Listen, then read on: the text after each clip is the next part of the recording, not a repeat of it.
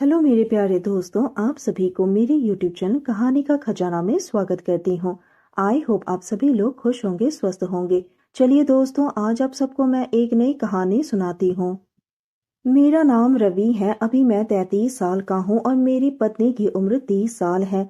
हम दोनों की शादी बहुत पहले हो गई थी। आज मेरी शादी को 8 साल हो गए हैं। हम लोग जब अपनी जवानी के दहलीज पर कदम रख रहे थे तो उस उम्र में मेरी शादी हो गई। हमने अपने जवानी का एक पल भी बर्बाद नहीं किया और हम पति पत्नी ने भरपूर उस पल को एंजॉय किया। मैं देखने में भी अच्छा खासा हैंडसम और स्मार्ट हूँ। मेरी पत्नी भी हर वक्त मेरा साथ देती है।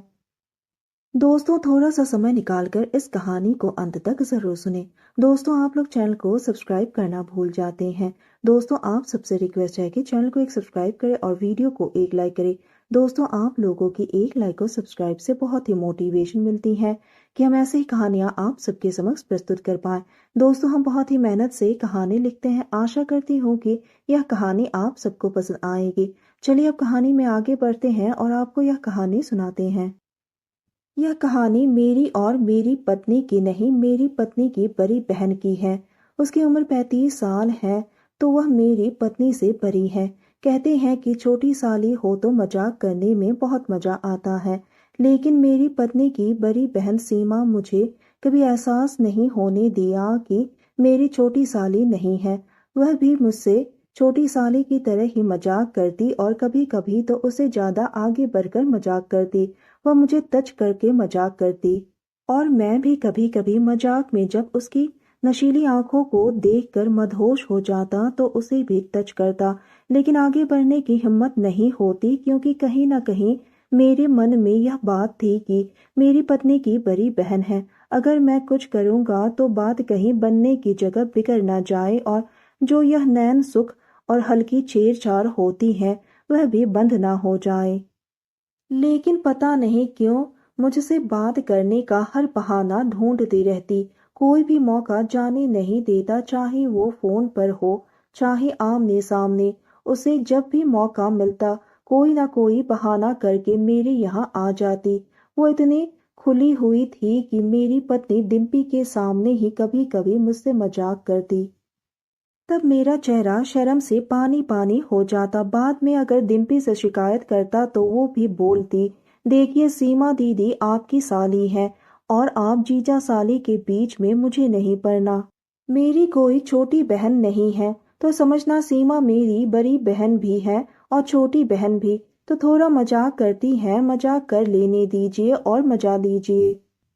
फिर मेरी पत्नी बोली, आपको सीमा दीदी अच्छी नहीं लगती। मैंने कहा ऐसी कोई बात नहीं। फिर भी धीरे धीरे मुझे भी उसकी मौजूदगी अच्छी लगने लगी और मेरे मन में भी कहीं ना कहीं यह बात तूफान करने लगी कि कुछ ना कुछ तो बात है। अगर थोड़ा सा भी आगे बढ़ा जाए तो इसके साथ वो सब करने को भी मिल सकता है। जब मन में यह बात आने लगी तो मैं भी अब कोई ना कोई जुगाड़ करके किसी तरह उससे बात करूं, लेकिन मैं और घुमा फिरा कर पूछूं कि क्या मुझसे वह कार्य करेगी या नहीं। मैं उसे कुछ ज्यादा ही टच करने लगा। इसका जवाब भी वह बहुत ही नशीली अंदाज में देती। इस तरह वक्त बीतता गया और हम दोनों के मन में एक दूसरे से शारीरिक सुख पाने की लालसा बहुत ज्यादा होने लगी थी, लेकिन हम दोनों में से कोई भी करने से डरता था। इसी तरह से वक्त बीतते गए। जब मेरा बेटा 4 साल का हुआ तो उसका जन्मदिन आया। इस बार भी वह अकेले ही आई। जन्मदिन से एक दिन पहले तो मैं उसे बस स्टैंड पर लेने के लिए गया। इस बार मैं थोड़ा ज्यादा बन ठन के गया था। मुझे देखते ही सीमा बोली, क्या बात है, बहुत ज्यादा स्मार्ट लग रहे हैं। आपका कहीं बिजली गिराने का इरादा तो नहीं? तो मैं भी बोला, आप तो मेरी पत्नी की बड़ी बहन है। छोटी साली होती तो बिजली की जगह बहुत कुछ गिरा देता। उसने मेरी कही बात को समझ लिया और बोली, अच्छा जी, बड़ी हूं तो क्या हुआ, हूं तो आपकी साली ही ना। तो फिर कोशिश कीजिए गिराने का, बिजली के अलावा भी। वह आगे बोली, जो भी गिराएगा मैं भी उसे बड़े प्यार से लूंगी और आपको गिराने में भरपूर मजा दूंगी। रास्ते में आते वक्त वह मुझसे ज्यादा मस्ती करने लगी और चिपकने लगी।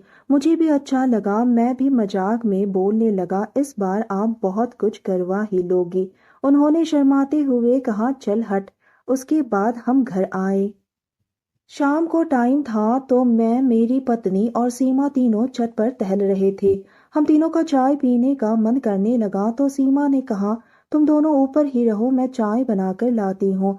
इस पर मेरी पत्नी बोली, आप भी जाइए, दीदी को मदद कर दीजिए। मैं तो इसी मौके की तलाश में ही था, पर मैंने उससे बनते हुए कहा, तुम जानती हो कि वो कितना मजाक करती है, अकेले में और ज्यादा मजाक करेगी तो मुझे शर्म आती है। पत्नी ने कहा, अरे साली हैं आपकी, वह मजाक नहीं करेगी तो कौन करेगी, और उस पर आपका भी तो हक है। हक लीजिए और मजाक कीजिए। मैं भी उसके पीछे पीछे चल दिया। वो अपनी कमर को मटकाते हुए नीचे आ गई। उसके चलने के अंदाज से लगता था कि वह मुझे वो सब का ऑफर दे रही है।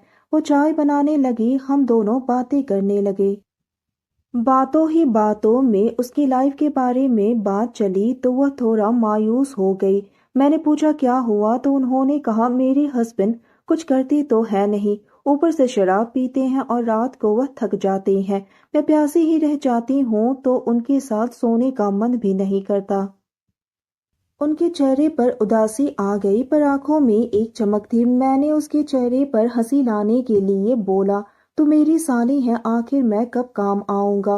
वो शर्मा गई और अपने चेहरे को झुकाते हुए मुझे बोली, चल हट, ऐसे कैसे हो सकता है, डिम्पी को मालूम चलेगा तो क्या सोचेगी। मैं तुरंत ही बात को पकड़ते हुए कहा, मतलब आपको दिक्कत नहीं है ना। तो उसने कहा, तुम बात को बहुत ज्यादा बढ़ाते हो, फिर भी दबे शब्दों में कहा, डिम्पी।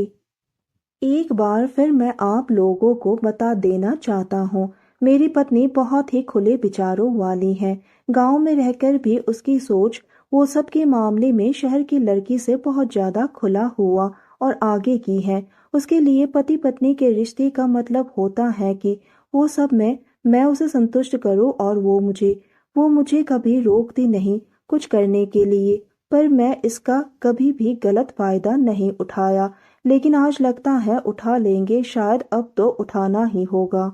मैंने उसे कहा, डिम्पी को कुछ पता ही नहीं चलने देंगे और आपके चेहरे पर भी खुशी ला देंगे, आपकी प्यास भी बुझा देंगे। इतना बोलते ही मैं उसके पास चला गया।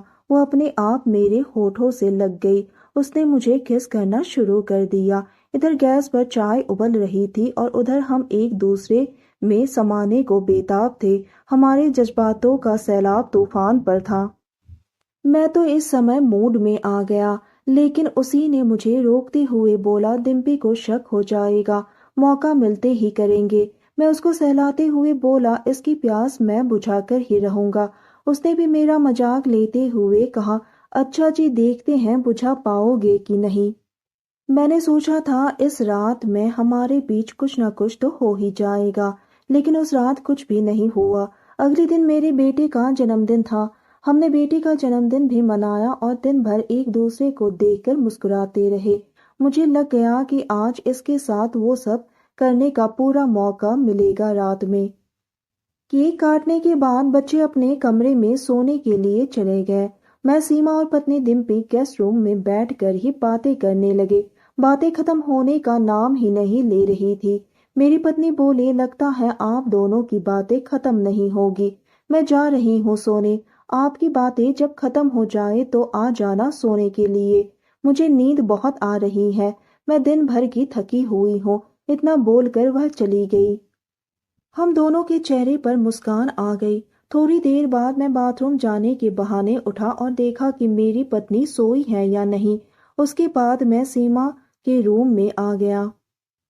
वो तो जैसे इंतजार में ही बैठी थी। जैसे ही उसके रूम का दरवाजा लगाया तो वो मुझसे चिपक गई और मुझे किस करने लगी। कहने लगी, मेरा जीजा राजा, मेरी प्यास बुझा दो, मैं तो कब से इस इंतजार में थी। तुम ही नहीं बात को आगे बढ़ा रहे थे। मेरे बार बार तुम्हारे यहाँ आने का मकसद यही था कि मैं तुमसे वो सब करूं। सीमा मुझसे पूरा चिपक रही थी। हम दोनों एक दूसरे में समा जाना चाहते थे। मुझे भी आज एक नई जगह काम मिल रही थी करने के लिए। मैं अपने होठों को उसके होठों से लगाकर चूमने लगा। मैं जीजा साली के कार्य का पूरा मजा लेना चाहता था। वह कहती जा रही थी कि मैं अब सिर्फ तुम्हारी हूँ, मुझे खुश कर दो, मेरी प्यास बुझा दो, मुझे और ज्यादा प्यासी नहीं रहना है।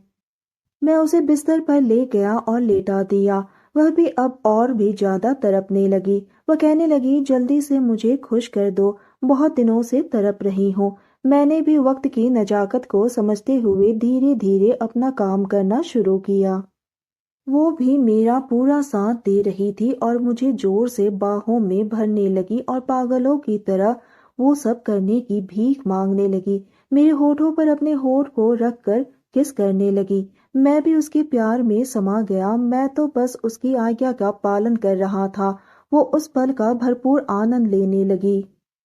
करीब 20 मिनट गुजर गए। मैं अपने काम में लगा हुआ था। उसकी थोड़ी देर बाद मैं शांत हो गया। हम दोनों एक साथ ही लेट गए। उसके बाद मैंने उसके चेहरे पर संतुष्टि का भाव देखा था। वह अपनी आंखें बंद किए हुए थी। मैंने उसके गाल पर किस करते हुए कहा, कैसा लगा?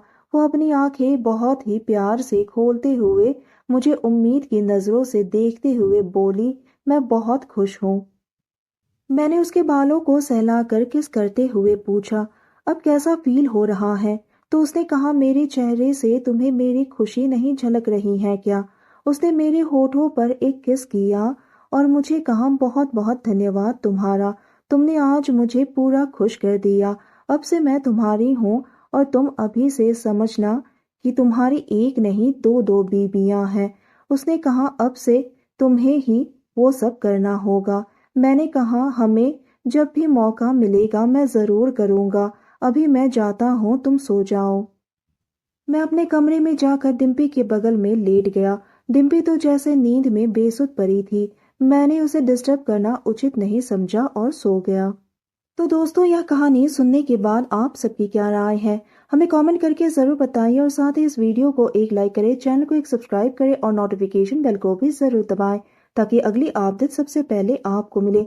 दोस्तों, आपकी एक लाइक और सब्सक्राइब से बहुत ही मोटिवेशन मिलती है कि हम ऐसे ही कहानियां आप सबके समक्ष प्रस्तुत कर पाएं। आप सबने अपना कीमती समय निकालकर इस वीडियो को सुना, इसके लिए आप सभी को धन्यवाद करती हूँ। धन्यवाद दोस्तों।